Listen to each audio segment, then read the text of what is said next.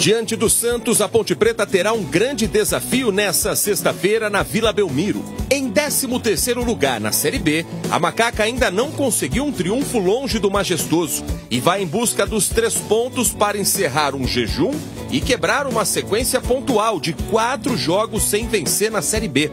A alvinegra campineira não vence como visitante há 187 dias. É o maior período da equipe sem conquistar vitórias fora de casa nos últimos 22 anos.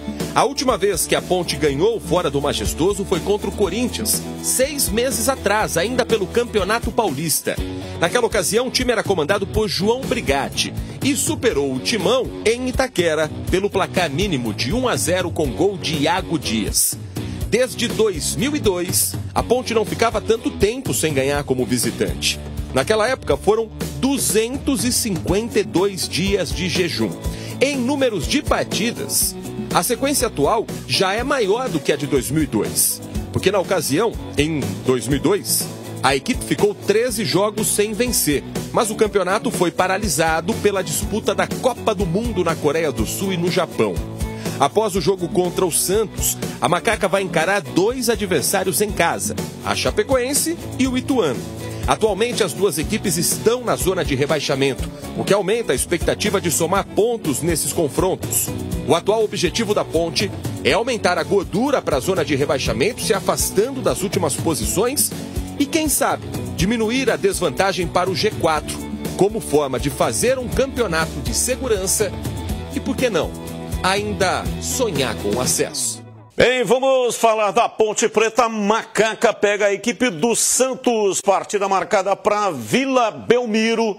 E olha, se a Ponte vencer, esse é o tipo do jogo, não somente pelos 3 pontos, mas pelo tamanho do adversário, né? Vai se robustecer para a sequência da competição. Agora, como vencer, né? A Ponte não está jogando bem, vem com dificuldades. E aí vai enfrentar um jogo desse tamanho na Vila Belmiro. O técnico Nelsinho Batista vai ter que puxar da cartola um outro coelho. Quando ele chegou, ele conseguiu dar um padrão de jogo que até então a Ponte não vinha mostrando. Venceu as partidas em casa, dificuldade fora de casa. Agora está na hora de vencer um jogo grande fora de casa para poder inverter a situação dentro da competição, né? O que acontece, Batista, é que a partida contra o Operário, pelo menos na minha modesta opinião, causou e me trouxe preocupação. Porque o jogo apresentou um problema simples de resolver. Não precisava montar uma equação para quebrar a cabeça para sair da marcação imposta pelo Operário. E a Ponte foi lenta, previsível, o treinador mexeu muito mal e demoradamente e jogou em casa. Então, normalmente, nos jogos passados, antes da partida contra o Amazonas, o time apresentava um repertório diferente. E o mais grave de tudo, a intensidade diminuiu. E não me venham falar sobre negócio de cansaço, hein? Porque dos 10 que entraram em campo, 4 ficaram em Campinas. O lateral direito, um dos zagueiros, um volante, ou 2 meias, né? 2 meias, um volante e um meia. Então 40% do time estava aqui. Então, como você tem 5 trocas, espera um pouquinho, gente. Espera um pouquinho. Então precisa detectar o que está acontecendo e por que está acontecendo. Eu tenho certeza que o Nelsinho se preparou para esse jogo. Ele sabia como o Operário jogava. Eu estou falando do Operário porque é o recorte mais próximo. Eu poderia falar do jogo de Manaus, entre outras partidas. No segundo turno, a Ponte parou de jogar. Essa é a grande realidade. Nunca foi um futebol plasticamente maravilhoso, mas apresentava um mínimo de organização. E o seu treinador demonstrou ao longo de todo o primeiro tempo uma atitude, uma rapidez e um conhecimento do que estava acontecendo que não está acontecendo recentemente. Então, mas coincidentemente a partida agora contra o Santos fora de casa. Normalmente, jogando bem ou não, organizado ou não, o Santos é o favorito.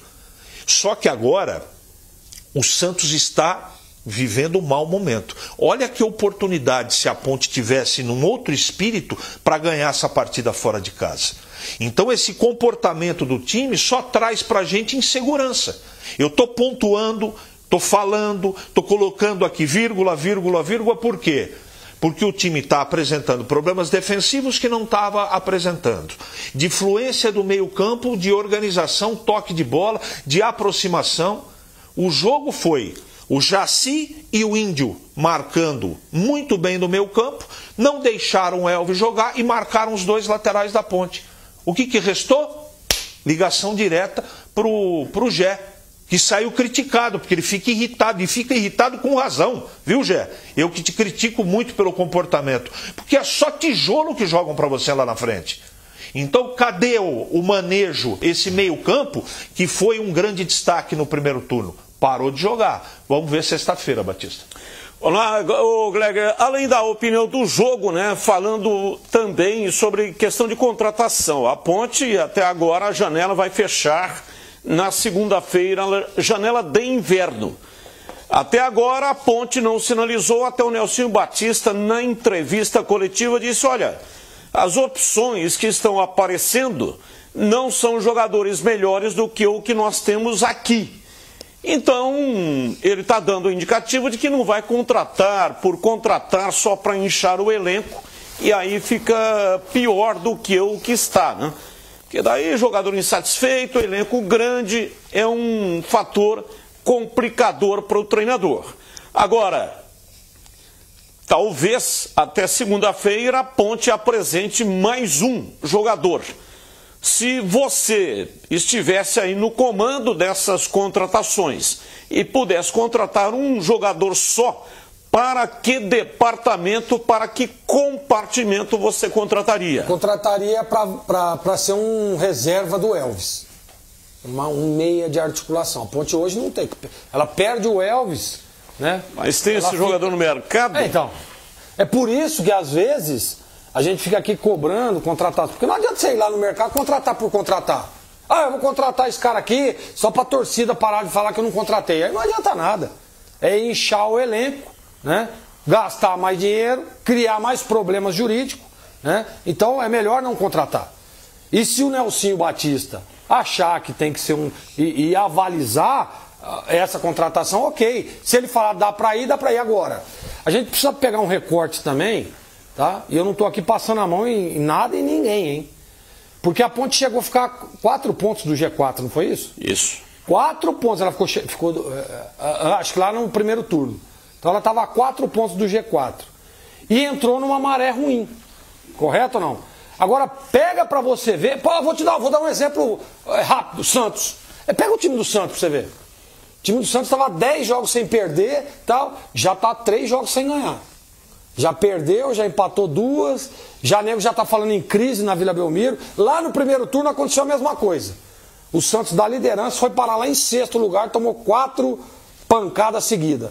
O que eu estou querendo falar com isso? É que dentro de uma competição de 38 rodadas, vai acontecer a oscilação. Isso é absolutamente normal.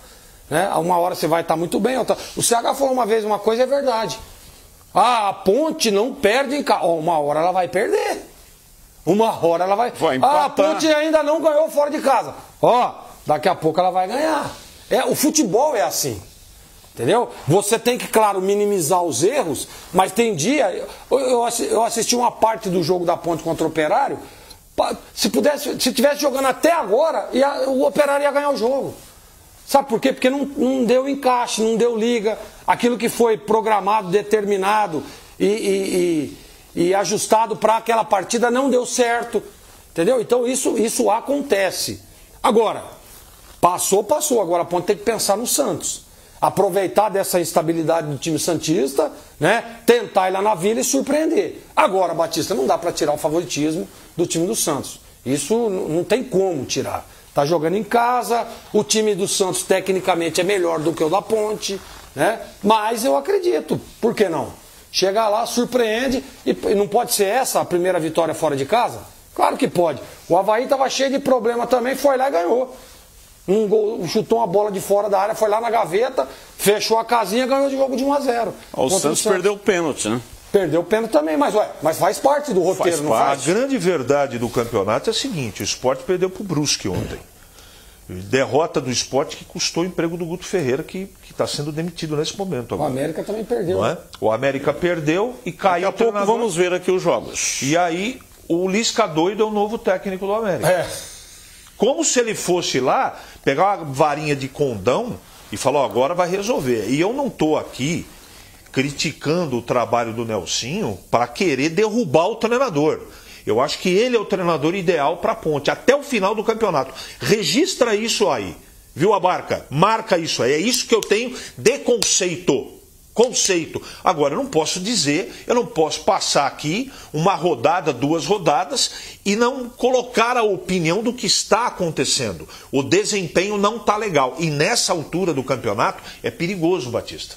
Porque a distância da Ponte para quem está lá embaixo é muito pequena. E o detalhe importante, ó, Guarani, Ituano e Brusque, que estão lá embaixo, estão reagindo na competição. Então é uma situação de sinal amarelo. Tem que ficar esperto com a situação.